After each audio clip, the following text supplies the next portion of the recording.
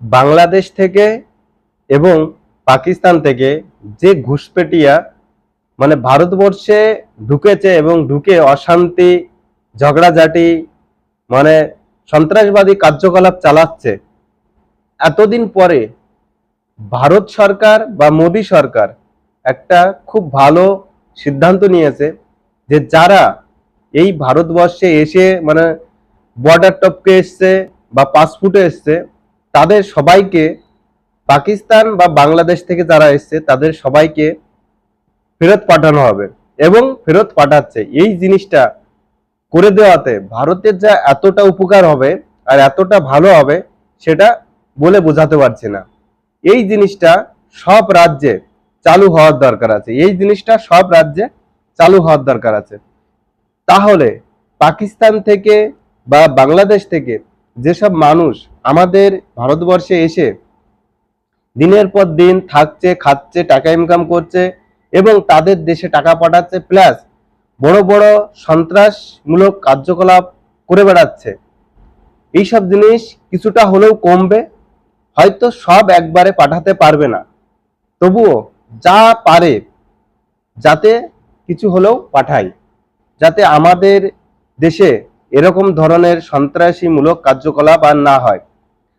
প্রথমত, যারা এই দেশের খাবে, এই দেশের পড়বে এবং পাকিস্তান জিন্দাবাদ বলবে বা পাকিস্তান এসএমএস করবে যে পাকিস্তান জিন্দাবাদ, নারেবাজি করবে পাকিস্তান জিন্দাবাদ, বা পাকিস্তানের পতাকা নিয়ে কেউ যদি কোনো রকমের দেওয়ালে টানায় বা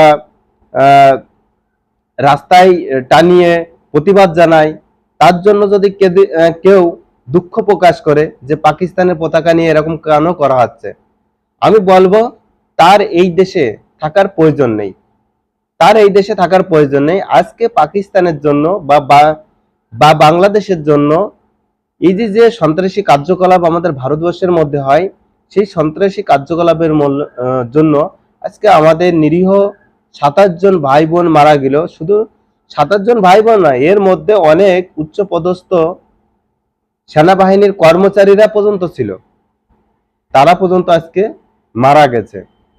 তো এইসব মানুষের, আর যারা যে সন্ত্রাসরা জাতি ধর্ম দেখে মারে, তাদের পাশে তো কোনো দেশই থাকা উচিত নাই। আমার হিসাবে কোনো দেশই থাকা উচিত নাই তাদের পাশে, বা কোনো সে যে ধর্মের মানুষই হোক, কোনো ধর্মের মানুষই এইসব সন্ত্রাসী মানুষের পাশে থাকা উচিত নাই, সাপোর্ট দেওয়া উচিত নাই। এবং যারা দেয় সাপোর্ট বা যারা তাদের নিয়ে কথা বলে, ধরে নিতে হবে যে তারাও কিন্তু সেই ধরনেরই মানে মনের মানুষ বা সেই চিন্তা ভাবনা নিয়ে কিন্তু তারা বড় হয়েছে, যে কিভাবে দাঙ্গা বাঁধানো যায়, কিভাবে সন্ত্রাসী কার্যকলাপ করা যায়, এইসব নিয়ে কিন্তু তারা চিরদিন মানে মনের মধ্যে ঢুকিয়ে এসছে। সব থেকে বড় যে বিষয়টি, সে হলো আমাদের দেশের মধ্যে কিছু মানুষ আছে যারা আমাদের ধর্মের মানুষ হয়ে, আমাদের হিন্দু ধর্মের মানুষ হয়ে বা সে একজন ঠাকুরের পূজারী হয়ে, সে না অনেক সময় পাকিস্তান মানে পাকিস্তানের সাপোর্টার বা হিন্দুদের বিরোধিতা করতে দেখা যায়। কিন্তু এই সব মানুষ শুধুমাত্র বিরোধিতা এই কারণে করে, কিছু টাকা, কিছু রাজনীতি বিষয়, কিছু পলিটিক্স, এই কারণে। তো এই সব মানুষদেরও কিন্তু জেলে ঢুকানোর দরকার, যারা নিজের দেশের মাতৃভূমিকে অপমান করে, নিজের দেশের মানুষকে অপমান করে, যারা নিজের দেশের মানুষকে ভালোবাসে না বা নিজের মাতৃভূমিকে ভালোবাসে না, সেই সব মানুষেরও এই দেশে থাকার প্রয়োজন নেই। না হলে আজকে 27 জন মানুষ মারা গেছে, 27 জন মানুষের পরিবার আজকে নিঃস্ব হয়ে গেছে। তাহলে ভাবুন, এরকম ভাবে শুধু একবার না, কতবার এরকম সাধারণ মানুষ মারা গেছে এই বাংলাদেশ আর পাকিস্তানের জন্য। বাংলাদেশ আর পাকিস্তানের জন্য কিন্তু মারা গেছে, কিন্তু এরাই আবার মেরে, এরাই আবার বলে যে আমরা এইসবের মধ্যে কিছু জানি না, আমরা এইসবের মধ্যে জড়িত না।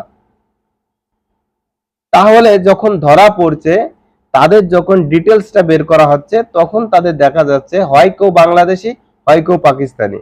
তাহলে বাংলাদেশ আর পাকিস্তান এর সাথে কিভাবে জড়িত থাকলো না, আপনি একটু দেখিয়ে দিন। তো যারা ভারত মাতাকে ভালোবাসো, দেশকে ভালোবাসো, আমি বলবো যে যারা দেশের বিরোধিতা করবে, হিন্দু ধর্মের বিরোধিতা করবে, বা জনসাধারণকে অপমান, জনসাধারণকে আচমকা হামলা করবে, সেই সব মানুষের কোনো সাপোর্ট না, কোনো সাপোর্ট না। আজকে আমি দেখলাম যে পাকিস্তানি মেয়ের বিয়ে হয়েছে ভারতবর্ষে, এবং তাকে আজকে বাচ্চা ফেলে দেশে ফিরতে হচ্ছে। তাকে আজকে বাচ্চা ফেলে দেশে ফিরতে হচ্ছে। কেন ফিরতে হচ্ছে? একমাত্র পাকিস্তানের জন্য ফিরতে হচ্ছে। তারপরে আপনি দেখতে পেয়েছেন যে আজ থেকে ৩৫ বছর আগে যে মহিলার বিয়ে হয়েছে ভারতবর্ষে, পাকিস্তানি নাগরিক, তার বিয়ে হয়েছে ভারতবর্ষে, তাকেও কিন্তু আজকে পাকিস্তানে ফিরতে হচ্ছে।